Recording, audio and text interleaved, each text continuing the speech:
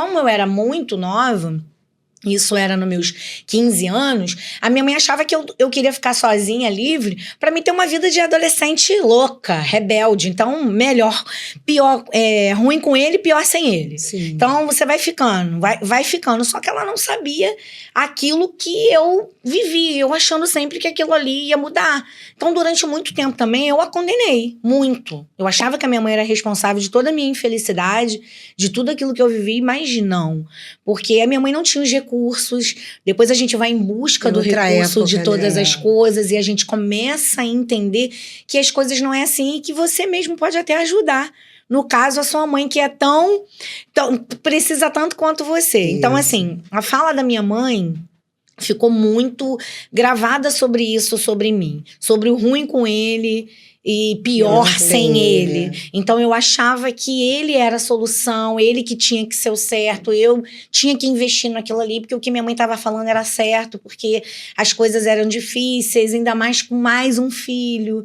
E aí porque a estrutura da mãe familiar é a primeira base, né? Mas infelizmente a minha mãe não teve culpa, ela achou que estava fazendo melhor, né? E a minha mãe é maravilhosa, ela tem, como todo mundo tem, os seus percalços, mas continua sendo a base. Não tem como. Perfeito. E existe um momento, uma memória específica que foi o ponto de virada para você decidir que precisava sair desse relacionamento tóxico? Existe, eu digo isso para todo mundo, para toda vez que eu tenho uma oportunidade. Foi quando eu, muito marcada por várias vezes, né? Isso não foram uma nem duas, eu tô falando de inúmeras vezes. Mas nessa última vez que eu me olhei no espelho, pelada, por 5 minutos, eu senti vergonha de mim mesma. Entendeu? O espelho, ele muito te contradiz e ele reflete a sua real identidade. Quando você olha, se olhar, né, Flávia? Muito difícil. Se a gente fizer aqui um teste rápido, da gente ficar se olhando por 1 minuto, mas se olhando mesmo, sem tirar o olhar, nós vamos sentir incômodo, nós vamos sentir um mal-estar. É verdade. A gente vai sentir algo que tá diferente, porque a gente olha assim, mas olhar, encarar dentro aí da sua pupila, é como se você tivesse assim, o que você tá querendo saber de mim? O quê? E aí vem tudo aquilo, né? Vem quem é você, qual é a sua identidade. E aí eu já tinha minha filha, eu falei, meu Deus, o que eu vou dizer para uma filha, mulher? Qual vai ser o meu exemplo, o meu legado? Uma mulher que apanha, uma mulher que aceita. Onde que tá o amor da Flávia? Você apanhava no relacionamento, é isso? Sim, por diversas vezes. E assim, não era assim, quando bebe... ou por quando... Não, era involuntariamente com uma ira incontrolável. A pessoa tem uma ira. Essas pessoas são doentes, elas não se tratam. Na verdade, a gente tem que ter controle das nossas emoções. Porque nós somos capazes de tudo. Todos nós somos. Né? Então, assim, eu quero deixar claro assim, que a gente não é que a gente é santa e só o outro não, mas a gente busca o controle, a gente busca ajuda, a gente busca estudo, a gente busca estar em mesas como nós nos conhecemos, em ambientes saudáveis. Então, a gente se acolhe com um, a gente se acolhe com o outro. Então, essa pessoa que é isolada, ela não quer receber, ela não quer trocar, ela não faz uma autoanálise da sua própria identidade, ela vai ser um adoecedor pro resto da vida, em todo mundo que passar. Porque o ser humano, eu entendo que ele precisa evoluir. Ele precisa querer ser sempre melhor. A pessoa que não quer ser melhor, ela vai te adoecer. E se você não tiver uma cabeça, se você não tiver uma espiritualidade, se você não tiver uma fé, você se perde. Vai junto. Como muitas se perderam. E como muitas ainda se perdem, né? Essa que é a verdade. Então, 5 minutos pelada, olhando no espelho para as minhas marcas, fez eu virar a minha chave da minha real identidade. Entendeu? É como se Deus estivesse na minha frente, não fosse nem eu. Fosse Deus, assim, que tivesse para mim e falasse, filha, não é para isso. Não foi para isso que eu te criei, Não né? foi para isso que eu te criei, entenda? Então, essa foi uma grande virada. Foi realmente, assim, me olhar, me intimidar comigo mesma, sem que ninguém me dissesse, mas eu senti vergonha de mim naquele meu momento. E aí virou a minha chave ali. Eu falei, não, eu não quero mais, eu não aceito, eu não vou, e isso não vai mais acontecer, e eu vou encarar o que tiver que encarar. É a hora que a gente decide. Qual foi a sua maior barreira para sair desse relacionamento? Então, a maior barreira foi a situação financeira. Porque eu, literalmente, quando eu entrei, né? Nova também, né? Muito nova. Eu tinha o quê? Ó, minha filha, eu fiquei grávida dela com 19. 18 para 19, ela nasceu com 20. E ele, como eu falei aqui, com um poder aquisitivo maior, eu com a minha família com um poder aquisitivo baixo. Quando eu disse que a presa, ele sabe aonde ele atua e nas carências que você tem. Então, assim, eu estudava numa escola pública, ele me colocou numa escola particular.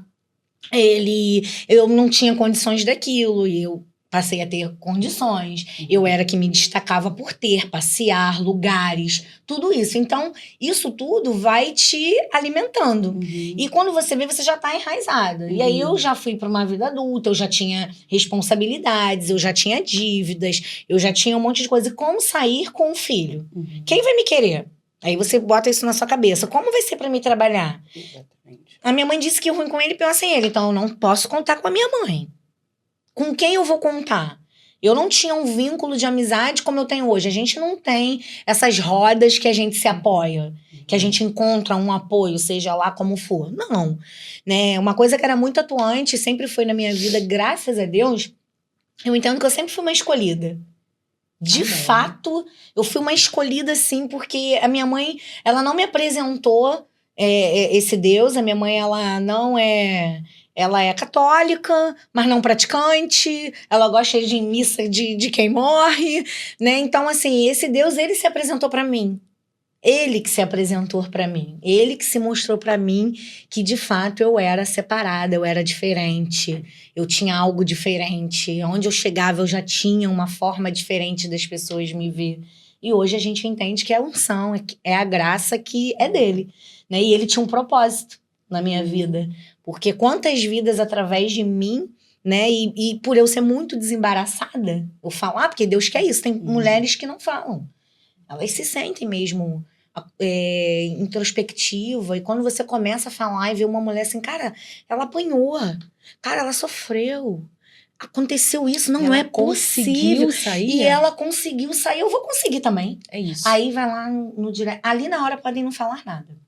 Mas depois a sua caixinha de mensagem, você está falando, olha, eu queria te falar, eu queria ter tua coragem, eu passo a mesma coisa, eu passo isso, eu passo aquilo, eu tava ali e eu apanhei, eu falei, eu sei, porque eu ia pra festa machucada, muito bonita, que eu sempre gostei, mesmo feinha naquela época, mas eu sempre gostava de me arrumar. Linda, imagina, maravilhosa. Aí eu vi assim, todo mundo me vendo, mas por trás daquela roupa, por trás da maquiagem, por trás de todo o glamour, existia uma Mulher Maravilha machucada, uma Mulher Maravilha ferida, mas também tinha a vozinha lá do Espírito Santo cuidando sempre.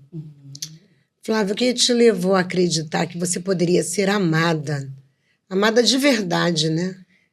Então, você diz no sentido de relacionamento homem mesmo e mulher, né? De você ser amada mesmo, de você poder encontrar uma outra pessoa que pudesse valorizar você da maneira que você sempre foi. Então, né? Eu sou uma mulher muito autêntica, né? E eu sei da minha essência. Então, assim, eu já até tentei mudar por essas razões, mas não deu certo mudar.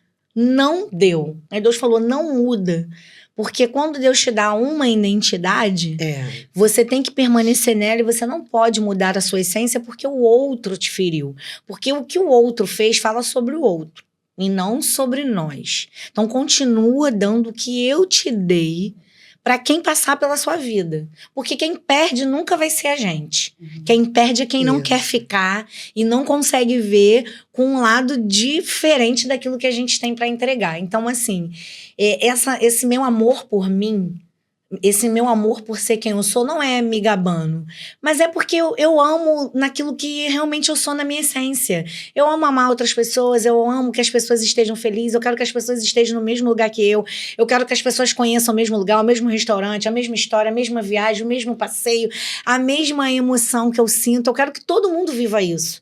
Então, isso me alimenta. E você acha que isso afasta As pessoas, os homens. Então, eu digo que assim... Assusta, né? Eu vou falar uma verdade pra você agora. Opa, adoro verdade.